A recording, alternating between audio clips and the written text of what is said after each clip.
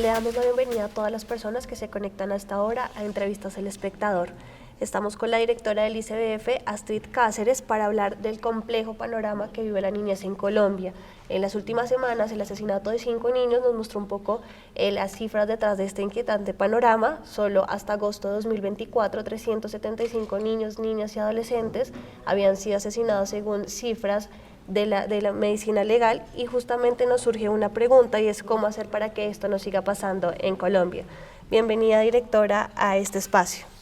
Bueno, muchísimas gracias por este espacio. Yo creo que tenemos que dar un debate de nación sobre las situaciones que realmente afectan y que ponen en riesgo a los niños y las niñas, y creo que este es uno de los múltiples escenarios en los que debemos conversar.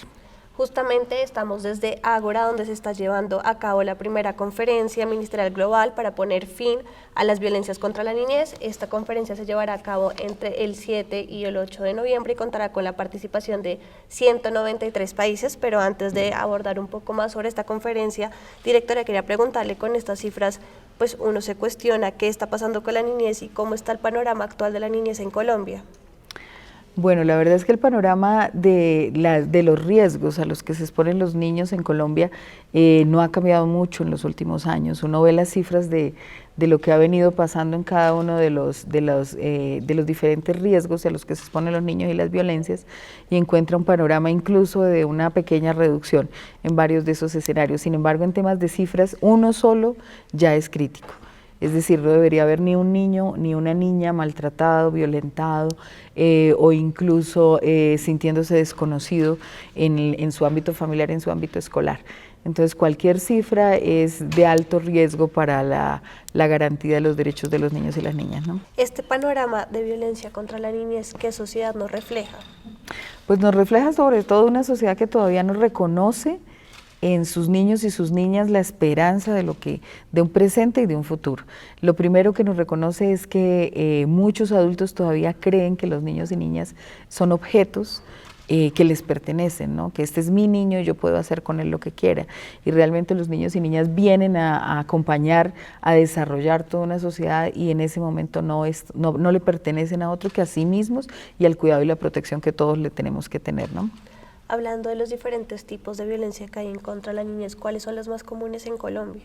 Bueno, una de las más comunes que tenemos en Colombia es la negligencia, el abandono, le sigue la violencia sexual, y esas dos son las más críticas en todas. Ya después vienen otras que son también graves en términos del impacto, pero no en el término de las cifras, ¿no? Desde el castigo físico, la violencia psicológica que también se da.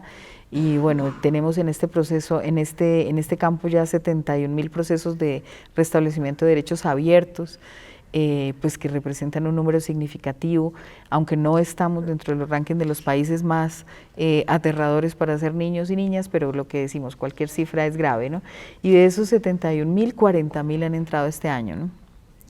Otra de las formas de violencia que no son tan comunes acá en Colombia, pero que se siguen presentando, por ejemplo, el matrimonio infantil o la mutilación genital femenina. De hecho, en el Congreso se están adelantando unos proyectos de ley que buscan justamente su prohibición. ¿Cómo ven el ambiente en el Congreso para estos tipos de niñez, y si tienen previsto presentar más adelante otros proyectos para abolir esto? Bueno, la verdad es que nosotros avalamos que haya iniciativas legislativas que ayuden a la garantía de los derechos de los niños y las niñas, y aunque no todas están construidas bajo una base técnica, sí por lo menos consultan al ICBF para construir esa base técnica. Nosotros hemos encontrado y estamos acompañando estos proyectos y otros que permitan hacer conciencia sobre los diferentes riesgos que tienen los niños y las niñas, ¿no? Aún nos falta, nosotros somos un país que tenemos muchísima legislación, pero más allá de la legislación necesitamos sobre todo una conciencia de lo que implica la familia, la sociedad y el Estado como garantes y corresponsables de los derechos de los niños y las niñas. En la mayoría de casos de violencia, en el círculo cercano de los niños y niñas está la persona que ejerce la violencia. ¿Cómo hacer justamente para que las casas vuelvan a ser esos sitios seguros para los niños y niñas?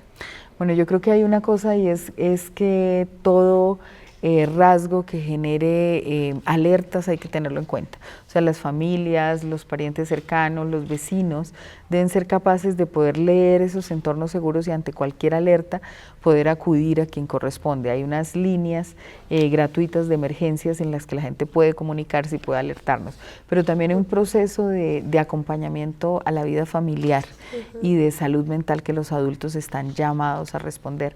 Encontramos que en algunos de estos casos de infanticidio, las personas pudieron tener acceso a un proceso de salud mental al que no llegaron, y el sistema de salud también debe reconocer que la salud mental y las urgencias psiquiátricas existen.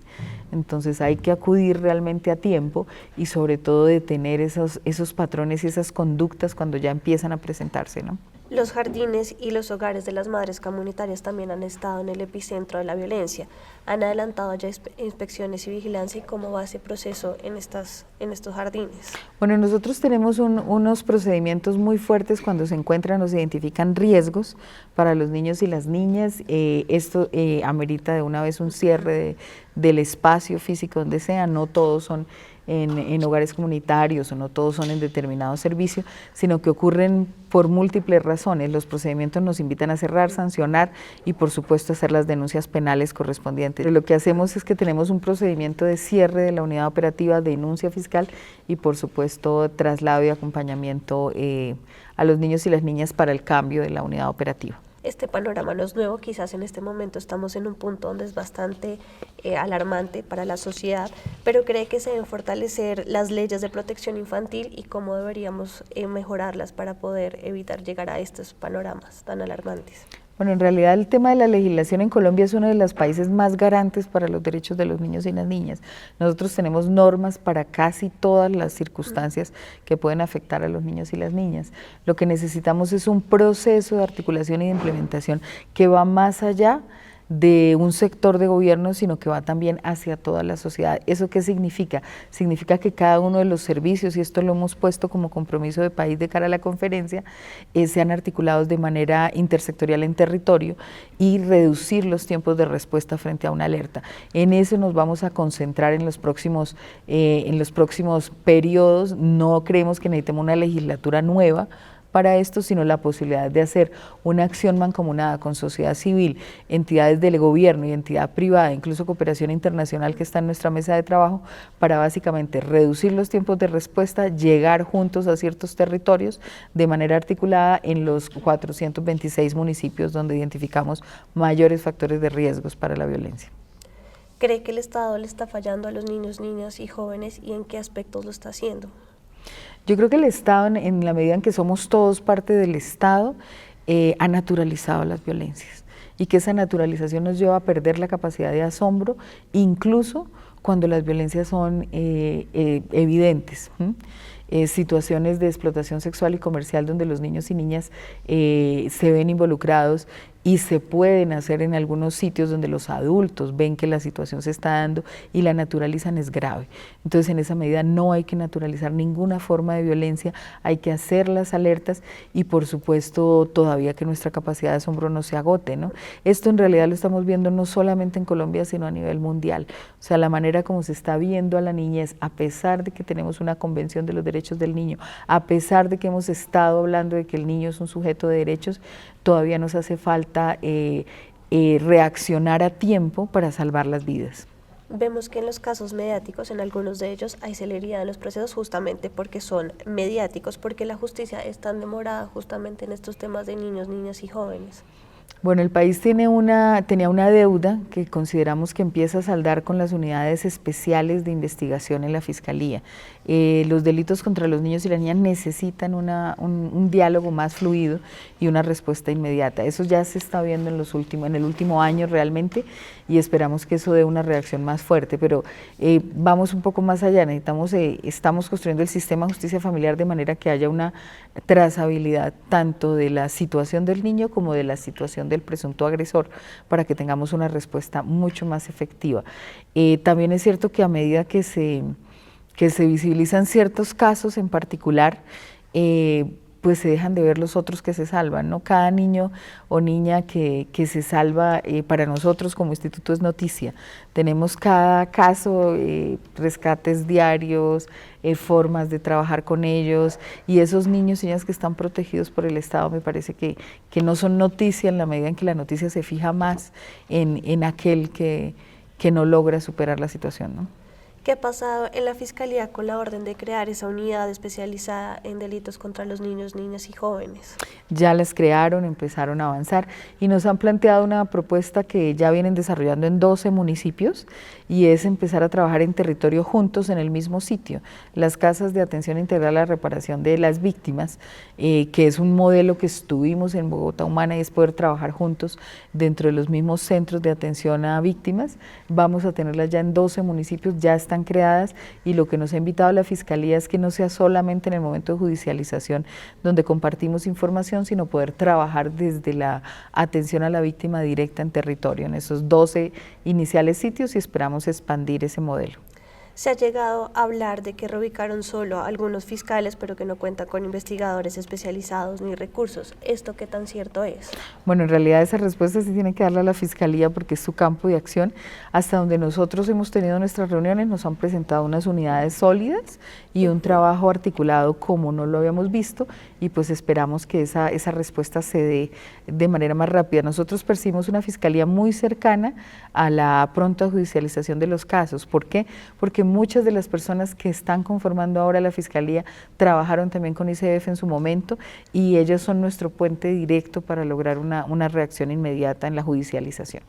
Hablando justamente de la prevención, que es como la fase más importante, ¿creen que están fallando las estrategias de prevención o han pensado en hacerles algunos ajustes?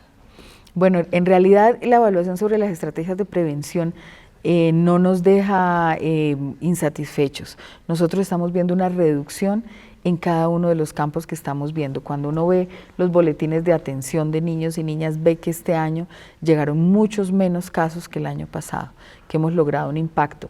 ¿Qué ha cambiado ahí? Por una parte cambió la idea de trabajar por tipos de violencias y empezar a trabajar por territorios. Ahora tenemos 2 programas muy fuertes, uno dirigido a niños y niñas, que les permita a ellos tener un diálogo y que permita estar acompañados. Ahí ya tenemos 250.000 niños en unos modelos que se llaman Atrapasueños, y que focalizamos en los municipios donde más violencias tenía la niñez. Ahí se hizo con DNP un indicador cruzado para poder focalizar esta atención dirigida a niños, niñas y adolescentes. Eso se llama Atrapasueños y viene dando unos resultados importantes. Y el otro programa que hemos redireccionado es el trabajo con familias. Hay un programa que se llama Somos Familia, Somos Comunidad, que viene trabajando directamente en el acompañamiento a la familia que llega a buscar orientación, pero también por barrios, en grupos y encuentros familiares para crianza, para sistemas de cuidado comunitario, y esto también tiene un impacto dentro de los barrios y veredas. No estamos cubriendo todo el país, estamos cubriendo aquellos lugares estratégicos donde hay más violencias, y hemos logrado en este último programa hacerlo de manera directa, sin intermediación de un operador, lo que nos da unos resultados inmediatos. ¿Y cuáles son esos lugares donde han identificado que hay mayor cantidad de violencia? Nosotros tenemos 426 municipios donde se cruzan varios factores de violencia, es decir, desde embarazo adolescente hasta violencia física, violencia psicológica, también donde más casos surgen de responsabilidad penal, y esos 426 municipios son nuestro foco central de prevención de violencias. Hablemosle un poco a las personas que están conectadas en esta entrevista, cuáles son esas medidas de atención y de prevención a las que podemos acudir si vemos que algún niño, niña o joven es víctima de algún tipo de violencia. Bueno, lo primero es reaccionar de manera inmediata, depende de lo que estén viendo. Lo primero es poner a salvo al niño o la niña. Involucrarse es importante, involucrarse es importante. Nosotros no podemos naturalizar las violencias, como lo decimos, y ningún adulto que esté cerca a un niño que esté maltratando debe quedarse quieto, debe reaccionar y acompañar a ese niño. Siempre el niño o la niña es víctima en estas circunstancias. En segundo lugar, pues existe la línea 141, tienen que acudir a la 141. En algunos municipios la 123 también es efectiva, que es la línea de emergencia generalizada, pero la 141 tiene una orientación directa e inmediata. Por otro lado, pues cualquier cualquier institución del Estado, sea salud, sea la escuela, sea un centro de ICBF, sea la alcaldía, está obligada a responder ante un llamado ciudadano frente a los derechos de los niños y las niñas. Entonces, cualquiera que sea la actuación que encuentre en el lugar más cercano del Estado debe responder y activar las rutas. Nadie puede quedarse callado y tiene una responsabilidad aquel que se entera de la situación y no habla a tiempo. Hablando de esos planes de prevención, decía que se están ajustando de acuerdo a las zonas. En Bogotá la violencia intrafamiliar ha crecido en un 79%. ¿Qué están haciendo en la capital para reducir esas cifras de violencia? Bueno, en Bogotá tenemos unas condiciones particulares al resto del país. En Bogotá tenemos una inversión del distrito fuerte en el tema de violencias y una articulación. Es la ciudad donde más defensorías tenemos. Tenemos más de 2000 defensores y las comisarías de familia están articuladas. Es un panorama donde seguramente tenemos también más denuncias por la cantidad de población que tenemos. Entonces, estamos trabajando con los programas que ya mencioné, el de Somos Familia, el de Atrapa Sueños, también desde primera infancia estamos trabajando, y en Bogotá, bueno, pues la articulación con el distrito nos permite dar una respuesta más inmediata. Yo creo que la posibilidad de denuncia en Bogotá es más alta que en otras ciudades y también la capacidad de respuesta. Ya que estamos hablando de Bogotá, Bogotá es uno de los puntos donde más violencia hay en contra de los niños, niñas y jóvenes. ¿Y cuál es el panorama en la capital? Bueno, lo que nosotros hemos identificado dentro de ese panorama es que sigue punteando la violencia física, la negligencia y la violencia sexual. La cantidad de población que tiene concentrada Bogotá pues es proporcional también a lo que estamos identificando, y nuestras defensorías, que están funcionando 24 horas, pues reciben casos de manera permanente, ¿no?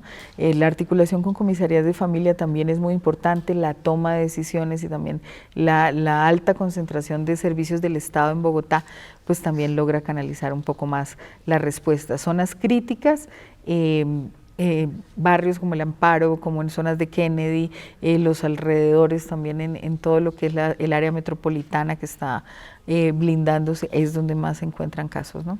Y en Bogotá, ¿cuáles son como esas violencias más recurrentes en contra de la niñez?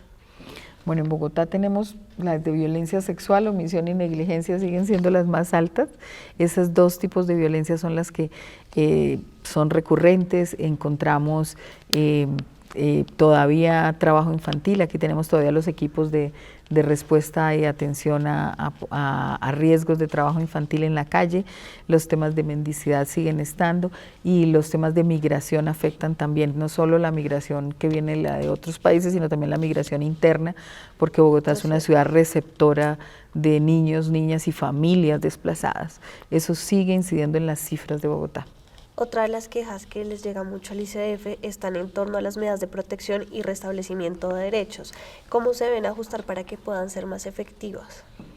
Bueno, las medidas de restablecimiento de derechos, que en este momento son 71.000 en todo el país, son parte de la garantía de derechos. En realidad, cada una de las autoridades administrativas, que es quien toma la decisión, hace el análisis de caso, habla con la familia, habla con todos los actores para tomar la mejor medida, es quien nos orienta sobre esa situación. Si la medida está mal tomada, el juez de familia puede entrar en segunda instancia a responder frente a la familia y lo que esté pasando. ¿Qué consideramos nosotros que puede mejorar eso? Por un lado, estamos en un proceso de agregar más de lo que dice la ley. La ley, por ejemplo, no pone el carácter del sustanciador, no separa lo que son trámites de atención extraprocesal. Entonces estamos organizándolas para que haya una respuesta mucho mejor y más unificada. También estamos organizando la manera como puede una defensoría de familia responder en un circuito corto a las familias, ¿no? Al comienzo de esta entrevista hablamos justamente de la conferencia ministerial.